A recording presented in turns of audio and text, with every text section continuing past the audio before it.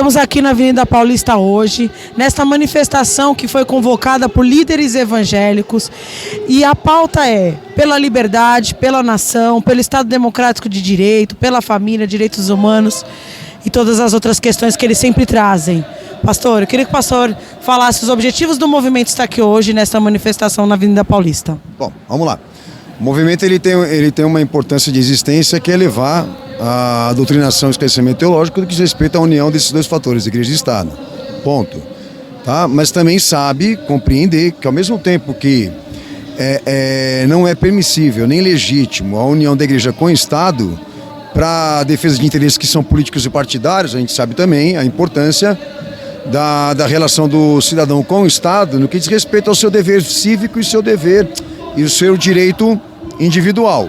Então hoje nós temos aqui um direito de manifestação com pauta em cidadania e Constituição, que a gente não está aqui para interferir o político de ser político nem o Estado de exercer sua jurisprudência. Só que detalhe, a igreja também está aí e ela também vem sendo usada como veículo, um instrumento dessas defesas de interesses que são políticos e partidários, que a gente sabe que tudo desemboca no mesmo ponto, entendeu? Arrecadação de votos, eleição e aquela confusão, né, que é o caos do debate ideológico. Então nós estamos hoje aqui para saber do povo se eles conseguem diferenciar isso, né?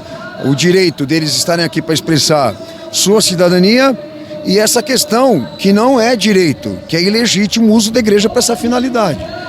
Então nós estamos hoje aí para ver o que eles vão falar. E de novo, ouvir um monte de besteira.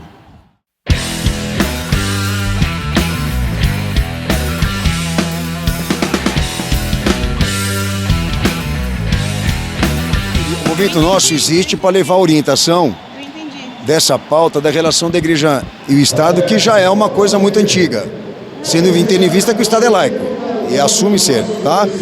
Mas o movimento também sabe que ao mesmo tempo que a igreja não pode ser um instrumento de defesa de interesses nem políticos nem partidários, a gente sabe que o cidadão tem que ter uma relação com o Estado de dever moral, como também de direito e liberdade, como hoje aqui é legítimo, estão expressando isso. Só que grande parte daqueles que estão representando a direita hoje, eles estão usando a Igreja de Cristo para essa finalidade, o que não é bíblico. Não, grande parte deles estão, eu te confirmo. Quem são esses personagens que estão aí hoje? Sim. César Malafaia, Nicolas Ferreira, todos eles são evangélicos e estão usando a igreja. Você não concorda? Por quê? Ele vai tirar isso dele? Não está usando disso. Eles usam a igreja como palanque. A senhora não chegou a observar isso? Não, eu não percebo. Eu provo o que eu estou falando. Eu não percebo isso. Não. Ah, não percebe? Mas você está querendo induzir, induzir a sua... Não estou querendo te confundir, estou só querendo... Induzir a minha resposta, você está querendo. Lógico que está. Lógico que está. Eu não vejo dessa forma, porque o meu pensamento é diferente. Eu percebo de outra forma tudo isso. Então você discorda que eles estão usando a igreja como veículo? Sim. Você discorda disso? Então também é um direito seu. Tem esse objetivo de levar a orientação bíblica, se é legítimo ou não, o que é de Cristo se uniu ao Estado, que existe orientação para isso. Mas entendemos também que é uma importância do cidadão se relacionar com o Estado, do que diz respeito ao dever cívico, do que diz respeito também à questão do direito da liberdade e direito individual que está sendo pautado hoje aí. Então a gente não veio interferir o político de ser político nem o Estado de ser Estado.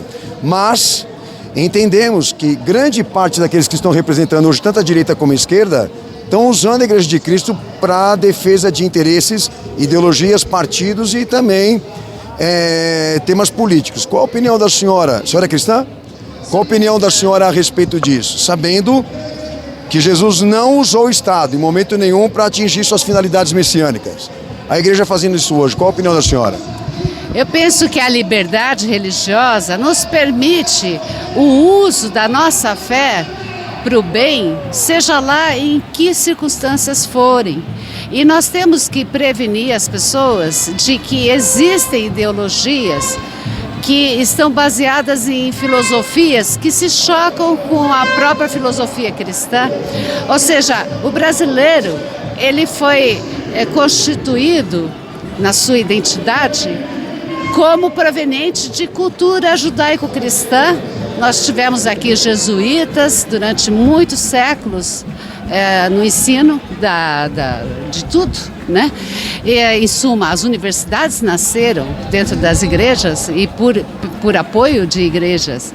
Então, hoje você tem um mundo moderno, que ele obrigatoriamente ele tem que ter uma conexão filosófica com a base da civilização, da sociedade. Então eu não vejo problema nenhum, ao contrário, eu vejo muitas vezes um marxismo que não quer nunca que seja dito Cristo ou que você tenha alguma outra... Mas a senhora entende, só cortando um pouquinho, a senhora entende que existe um problema. Não há elementos messiânicos para aquilo que está acontecendo aí, ministerialmente falando. Mas vamos lá. E quando Jesus ele se vê... Então quando Jesus ele se vê entre a direita e a esquerda, como é que faz essa divisão? Olha, o nosso Senhor Jesus Cristo é o exemplo e ele se revoltou contra o comércio no templo. Então nós temos que entender que Jesus prezava pela palavra do Pai e que nós, quando temos um preso político, como foi o meu colega Bronzeri aqui em 2019, antes do inquérito do final do mundo, ele foi o primeiro preso político, ele estava fazendo um discurso de livre expressão na frente da casa do Alexandre de Moraes. Por que ele teve que ser preso? O senhor entende? Eu entendo que aí entra a questão do direito dele, que foi interferido, que foi ferido. Sim, mas completamente. a senhora entende a nossa posição? Como considerar isso legítimo, tornar isso um ministério cristão? Porque para poder tornar isso um ministério, usar a igreja para esse objetivo, você precisa de uma licença. E essa licença sai de Cristo. Por quê? Porque é ele que prescreve a fé, é ele que determina as pautas, os objetivos, etc. Então por isso que eu estou querendo que a senhora entenda. Tudo que está sendo exigido aí pode estar dentro da Constituição e do direito. Mas na biblicidade da Escritura, isso é um outro ponto. Por quê? Porque para poder realmente ir numa tarefa, num objetivo ministerial, você precisa ver isso em Jesus. Em que momento que ele realmente se ligou a partidos, que ele se ligou ao Estado, orientou os discípulos a fazer o mesmo. Isso não existe historicamente lá atrás. Então há uma contradição aqui hoje que a gente veio apontar. Mas eu respeito a opinião da senhora, entendi essa dor, entendi o sofrimento, mas em compensação a gente tem que separar. Quando se trata de direito, eu vou discutir isso com o Estado. Quando se trata da moral, eu vou discutir isso com o Estado na lei. Mas quando se trata da igreja e do ministério de Cristo, eu trato com ele, porque isso é dele. Aqui uma última coisa. Nós temos ali versículos que dizem assim: sonda-me o coração, Senhor. Nós temos o livre-arbítrio dado por Jesus Cristo. Mas não é evangelho livre-arbítrio, você sabe, né? Perdão? Evangelho não é livre-arbítrio, evangelho é decreto. Mas o livre-arbítrio nos foi dado por ele. Então, dentro disso aí, eu não vejo limites, a não ser que seja o próprio coração humano e que nós não conseguimos enxergar.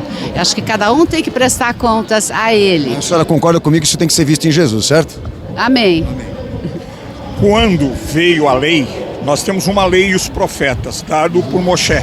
Quando Moshe recebeu a lei e os profetas, ele organizou em Deuteronômio o Estado.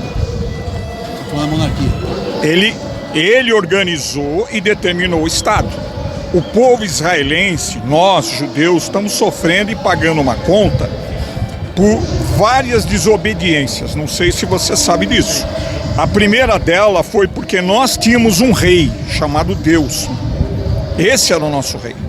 Nós não precisávamos de nenhum rei. Qual foi o nosso primeiro pecado? Foi quando o povo de Israel pediu um rei, queria um rei. Então, 3 coisas depois surgiram disso, tá? Primeiro, que é uma natural, é uma coisa da natureza. Todo homem nasce livre perante Deus, e concordo com a colega que tem um livre-arbítrio que é dado por Deus. É dado por Deus. Deus não te impede de você tomar suas ações, porém Ele cobra. Tá? Tudo será dado, mas tudo também será cobrado. O senhor reconhece o pedido, a entrada da monarquia no sistema de Israel como uma falha? Com certeza. Então é a mesma coisa que está acontecendo hoje aqui, então? Claro, eu não estou negando isso.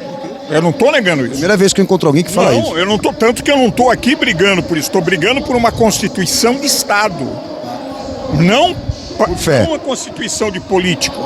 Tanto que a constituição, para mim, já está na Bíblia, já foi dada por Deus. Israel não muda, o Knesset não pode mudar a constituição de Israel. Você sabia disso? Israel não é um Estado laico. Nenhum deputado de Israel pode querer mexer na Constituição. O que Israel faz? Ela traz a Constituição para os nossos dias, porque é óbvio, você não vai roubar. Que a lei e os mandamentos que o senhor está falando. Exatamente. É um oráculo ali, né? O mandamento, os 10 mandamentos, é o quê? É o esqueleto da Constituição que Deus nos cedeu. Então, só para me poder entender o raciocínio do senhor. Então, o senhor reconhece que a mesma atitude de Israel, querer se politizar, se partidarizar por interesses materialistas e esquecer os mandamentos, a igreja está cometendo o mesmo erro hoje que está aí. O senhor reconhece isso? Claro, então o senhor entendeu nossa posição. E é por isso que eu estou brigando. Eu sou judeu raiz. Eu sou judeu raiz. O senhor reconhece Jesus como Messias ou não? Eu reconheço Yeshua como profeta. Mistério. Então eu queria saber a opinião de vocês, de você depois dela. O que vocês acham a respeito? Duas coisas importantes que a gente está separando aqui. A relação do cidadão com o Estado e o uso da igreja para fins políticos. Eu queria saber se vocês concordam que a igreja seja um instrumento de defesa desses interesses que são partidários e ideológicos. Assim, eu concordo que a igreja ela tem que também estar participando, envolvida. Eu acho. Mesmo sabendo que Jesus ele não, em momento nenhum, usou o Estado para atender a sinagoga? Mesmo sabendo, mas assim, eu concordo que tem que ter representantes que vá defender um cristão. Porque se não houver, como vai ter nossa liberdade como cristão? Concordo, mas isso aí tem que ser discutido com o Estado.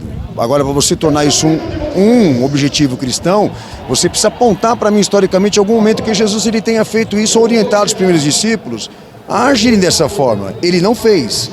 Aonde eles vão buscar essas fundamentações? No cristianismo. O cristianismo está cheio de erros. Ele está cheio de filosofia.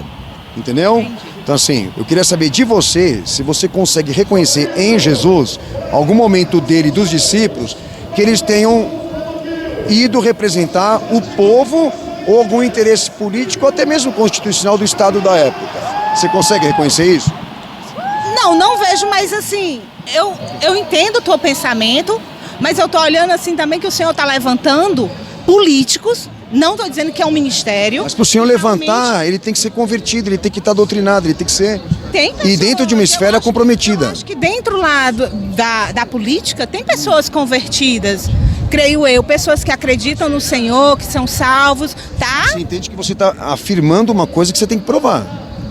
Eu tô afirmando. Biblicamente. Biblicamente. Não, eu tô afirmando. Dentro de um interesse individual, sim. Você concorda comigo? Mas eu tô te falando assim, que pra mim, na minha opinião, que você tá pedindo a minha opinião. Então a minha opinião é que eu concordo em ter pessoas representando o cristianismo lá dentro. Pessoas que o Senhor levanta para estar ali para defender os seus. Mas você entende que nós não somos contra nenhum cristão ser político. Eu não tô questionando, você tá fazendo uma pergunta para mim, eu tô te respondendo a minha opinião. E tô te respeitando. Ah, tá. Mas você entende que o cristão, ele pode ser político, ele só não pode definir mas pelo que, você que isso é um ministério. Não. Vamos lá, por isso que eu estou interessado em te explicar. A igreja, como um organismo de Cristo, ela não pode ser usada para fins que não são justificados na Escritura. Então, mas aí é uma questão sua individual, não bíblica. Não. Você precisa provar em Jesus para mim em algum momento que ele liberou isso. Ele diz teológica? Jesus diz, ó, eu sou a verdade. E o evangelho? Você tem que estudar a Bíblia, garoto. Estamos aqui neste domingo, dia 26 de novembro, finalizando aqui a nossa manifestação. Nesta manifestação que foi convocada por líderes evangélicos, trazendo a igreja para fazer manifestações que não são a pauta de Cristo, né, pastor? Queria que o pastor finalizasse e concluísse o que nós temos. Vamos lá. Tanto que a gente não deu sequência nas entrevistas porque é uma coisa meio que deplorável, né? Principalmente o comportamento desse público que veio hoje atender essa chamada aí de interesses da direita. O fato é que a gente traz um pouco às ruas essa consciência de que Não existe nenhum objetivo nosso de interferir na manifestação, mas uma preocupação exatamente de entender por que a igreja está sendo usada para esse fim. Você viu que algumas coisas que foram ditas e faladas com base na opinião pessoal. Até uma delas falou, é a minha opinião, e você me perguntou a minha opinião. Então, quer dizer, deixa muito em evidência, muito claro, que esse pessoal todo, eles estão programados a pensar de uma maneira institucional condicionada. Então, é muito importante isso ir para o canal e aqueles que vão nos assistir, tirar a sua própria conclusão. Se hoje realmente nós tivéssemos esse interesse de fazer uma reforma educacional e bíblica no que diz respeito a esse tema igreja e política, eu não saberia por onde começar. Porque eles enxergam que a igreja é uma propriedade pública e que ela deve sim garantir os interesses da cidadania ou do cidadão. É uma coisa absurda. Absurda. Então, quer dizer, por onde você vai começar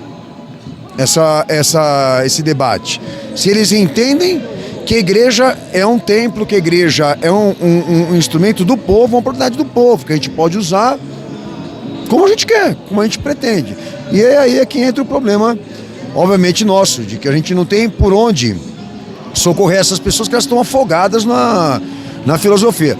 Mas a gente se compromete, todos os eventos que a igreja participar politicamente na rua, a gente se compromete de estar presente e expor isso para aqueles que vão lá estar no canal, tá bom? A gente segue mais um evento onde estão figuras aí, personagens políticas e também da igreja, mais precisamente do movimento evangélico, ainda utilizando o que é de Cristo para a defesa dos seus interesses próprios, para a defesa de uma direita ou até mesmo de uma esquerda, de uma ideologia, de um partido específico. Então, para nós, é lamentável, é muito triste que isso ainda continue acelerando para frente esse progresso de perda de consciência, como também, né, essa igreja política tendo essa autoridade de movimentar massas, de jogar todo mundo para a rua como se fosse um logadouro público, porque é exatamente isso como esse povo é, massa do Estado, massa de manobra. Um abraço, estamos perto, trabalhando pelo Senhor em defesa dessa fé, dessa obra. Um abraço a todos vocês, até o próximo evento.